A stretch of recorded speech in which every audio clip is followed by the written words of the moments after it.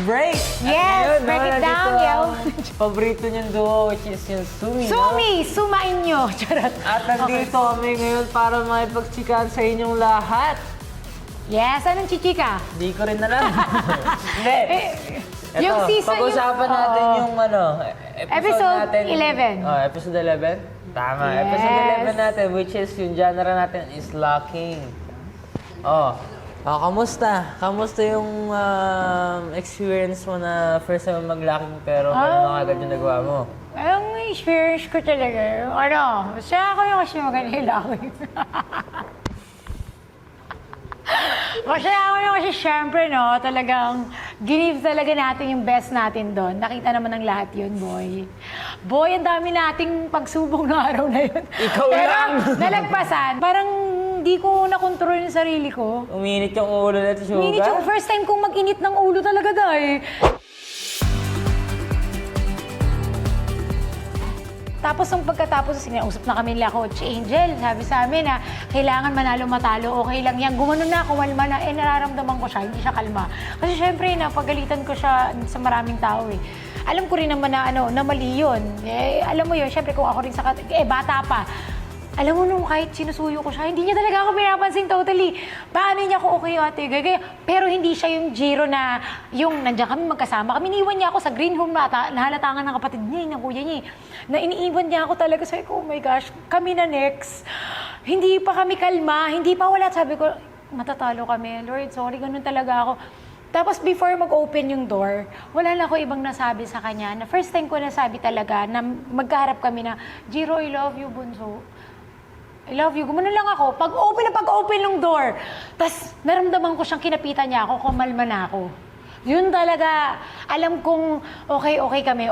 Kaya nung pagtapos na alam ko na nagawa namin yung routine, niyakap ko talaga siya kasi gusto kong maramdaman niya na pasensya na talaga, na ano lang ako, yung parang, yung bigat ng, na gusto ko ring maitawid to ng maganda. Yung manalo-matalo, alam natin sa sarili natin, alam mo na ginawa ko rin yung part ko as a partner mo, as a duo. Tapos after this, magarutan na tayo, magbanding tayo.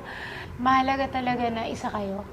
Pag may, kunyari yung tampuhan na gano'n, na maliliit na detalye lang, pag yun nagpadala ka, wala. Kailangan nyo talaga yung isa bababa. Kahit kasalanan mo hindi. Tapos ramdamin mo din na okay na kapag pakumbaba na to dapat okay na. 'Di ba? Wag nang daliman pa or ano.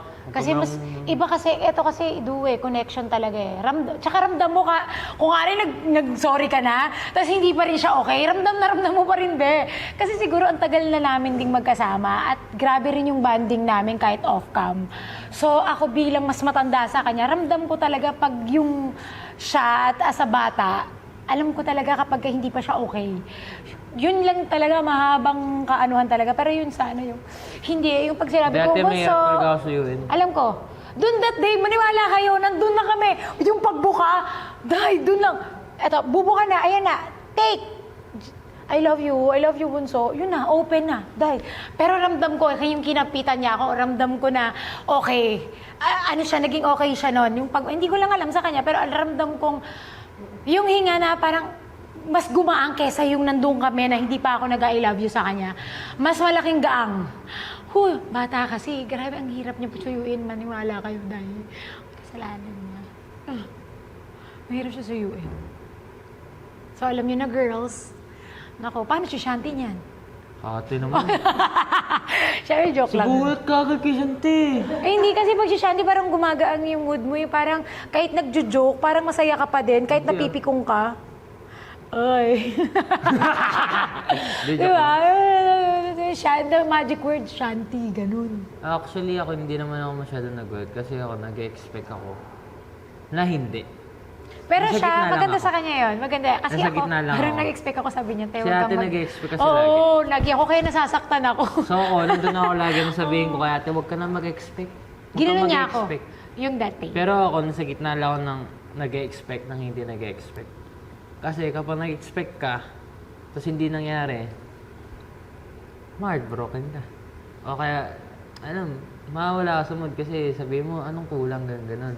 So, mas maganda na hindi ka mag-expect. O kaya nasa gitna ka lang. Kasi kapag nandun ka, chill ka lang. Hintay mo lang yung resulta. Kung ano man yung resulta, Talo ka man, okay lang. Nabigay ko yung best ko. Kapag That's my nanalo ka, Giro. bonus na yun. Di ba? Kaya love ko yan eh. Ay, si ate. Jiro! Sabi sa akin, no? Sabi ko, Jiro. Sabi niya, te, huwag kang mag-expect. Kumalma talaga ako. Yung eto ako, Jiro. Sabi niya, ate, huwag kang mag-expect. Yung Jiro kong mataas. Okay. Gumalma talaga ako, pero tama yon. Kasi nabigla talaga kung nakita niyo reaction kong, kasi pinakam down niya akong huwag kang mag-expect. Kaya yung itsura ko nun, kahit yung mga coach, nakita namin yung itsura mo na hindi ka makapaniwala. Kasi kinilma niya ako. And gusto ko yon kasi madalas, na-heartbroken ako. Kasi nga, yung ano ko, andun ako na, yung ganyan. Pero siya, kaya nga sabi ko, balanse kami. Talagang kami pinagtagpo na duo this season talaga. Kasi balanse kami. Kahit bata si Jiro, alam niya kung, kasi na-feel niya na rin yun eh. So, alam niya rin madali rin akong maganon. So, ina-explain niya lang sa akin na, ate, kalma. Yes, oo, maganda ginagawa natin. Pero, pagka hindi tayo, di ba, masakit. Kaya, mas okay na. Basta Iba pa rin na-enjoy kasi natin. talaga yung mga matalandan sa tortoise. Kaya yun, masaya ako na naiintindihan niya na ako ngayon. Na sa tuwing gaganon ako, kilala niya na ako, na ate, relax ka lang. Pag alam niya nagpapanik ako, alam niya na yun, relax ka lang. Ginaganon-ganon niya na ako. So, happy rin ako na kahit bata siya, naiintindihan niya na pag pinapaliwanag ko sa kanya. Yung una lang, syempre, dahil bata, kailangan mo talagang ipaunawa sa kanya. Ayun yung happy ako na communication is the key talaga. Kahit gaano ka pa kabata o gaano ka pa hindi makabisado, kapag may communication kayo, iba yung bonding, iba yung connection talaga kahit nagsasayaw. Lalim no, ang dahil ko sinabi. Okay, ayun na po ang ating episode ngayon, no? Tapos na ang kwentuhan ng Sumi. Kasi isang episode na yun. Thank you so much!